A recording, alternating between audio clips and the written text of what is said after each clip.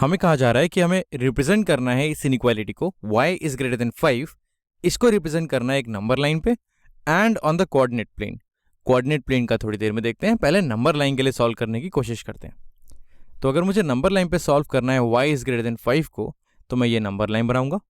ये मेरी number line है, यहाँ पर कहीं पॉइंट होगा 0, 1, 2, 3, 4, 5 और बना लेते हैं थोड़ी सी।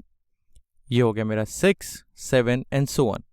और मुझे वो पॉइंट्स डालने हैं जो 5 से बड़े हैं, यानी कि 5 को छोड़ के 5 इंक्लूड नहीं करना है यहाँ पे, 5 से बड़ा नहीं होता।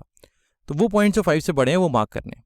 तो ये बहुत सारे पॉइंट्स होंगे और उन सारे पॉइंट्स को अगर मुझे मार्क करना हो तो मैं बोलूँगा ये 5 से शुरू होगी कहानी और चलती चली जाएगी आगे तक।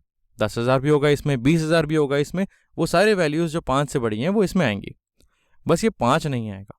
और उसको बताने का तरीका ये है कि मैं इसमें यहाँ ओपन सर्कल बना देता हूँ।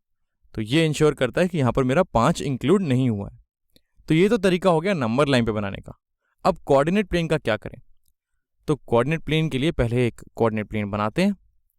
तो ये मेरा कोऑर्डिनेट प्लेन हो गया। इसमें जैसा हमारा कन्वेंशन है ये y एक्सिस हो गया और ये हो गया x एक्सिस।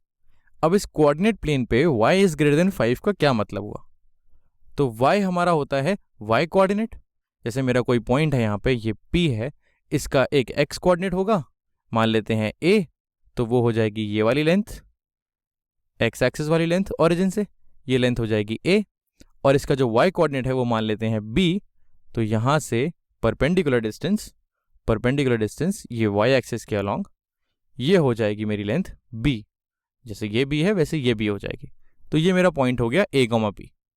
अब ये कह रहा है कि जो इसका y कोऑर्डिनेट है y इज ग्रेटर देन 5, यानी कि इस केस में मुझे वो सारे पॉइंट्स डालने हैं जिनका y कोऑर्डिनेट 5 से ज़्यादा है। तो अगर मैं y कोऑर्डिनेट की बात करूं, तो जैसे मैं मार्क करता हूं 1, 2, 3, 4, 5, 6 एंड सो ऑन, तो ये मेरे y एक्सिस है। इसमें मुझे ये y कोऑर्डिनेट ये 5 है, इसके हिसाब से अगर मैं एक लाइन बना दूं, एक डॉटेड लाइन बना दी मैंने, इस डॉटेड लाइन के ऊपर जितने भी पॉइंट्स होंगे उनका y कोऑर्डिनेट 5 से ज़्यादा होगा और जितने पॉइंट्स नीचे होंगे उनका y कोऑर्डिनेट 5 से कम होगा। इनफैक्ट जितने पॉइंट्स इस लाइन पे होंगे उनका y कोऑर्डिनेट एग्जैक्टली 5 होगा। मुझे क्या चाहिए? मुझे चाहिए y कोऑर्डिनेट 5 से ज़्यादा हो। तो मैं ये इसके ऊपर का जितना पार्ट है ये शेड कर दूंगा। ये पूरा रीजन में कोई भी पॉइंट उठाओगे तो उसका y कोऑर्डिनेट 5 से ज़्यादा होगा। जैसे मैं एग्जाम्पल के लिए 1-2 पॉइंट लेता हूँ।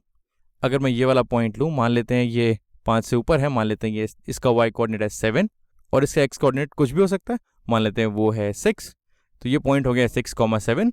ये मेरा सॉल्यूशन होगा।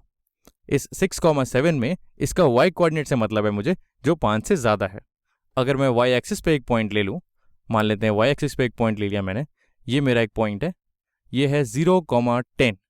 मान लेते हैं इसका x कोऑर्डिनेट है 0 क्योंकि ये y एक्सिस पे है और इसका y कोऑर्डिनेट है 10। अब देखा जाए तो इसका x कोऑर्डिनेट 5 से कम है, बट उससे मुझे फ़र्क नहीं पड़ता। मुझे सिर्फ ये देखना है कि इसका y कोऑर्डिनेट 5 से ज़्यादा होना चाहिए और ये 5 से ज़्यादा है, इसलिए ये सोल्यूशन का पार्ट है। इसके नीचे अगर मैं कोई एक पॉइंट लेता हूँ, मान लेते हैं x एक्सिस में बहुत आगे एक पॉइंट ले लिया, मान लेते हैं यहाँ पर ले लिया, ये एक पॉइंट है, मान लेते हैं वो है 20,2। अब इसका x कोऑर्डिनेट तो बहुत बड़ा है लेकिन इसका y कोऑर्डिनेट 5 से ज़्यादा नहीं है। जो कंडीशन हमें दी हुई है वो इसके y कोऑर्डिनेट के लिए है, वो है 2, इसलिए ये सोल्यूशन का पार्ट नहीं है, इसलिए हमने इसको शेड नहीं किया। तो इस तरह से हम कोऑर्डिनेट प्लेन पे हमारा सोल्यूशन मार्क करते हैं। जैसे नंबर लाइन पे हमारी एक ये लाइन बनती है इनफाइनाइट पॉइंट्स की, वैसे कोऑर्डिनेट प्लेन पे हमारे पास ज़्यादातर केसेस में ऐसे रीजन बनते हैं। इस शेडेड प्लेस को हम बोलते हैं ये एक रीजन है। इस इनइक्वालिटी का सोल्यूशन कोऑर्डिनेट प्लेन पे ये रीजन बन जाएगा।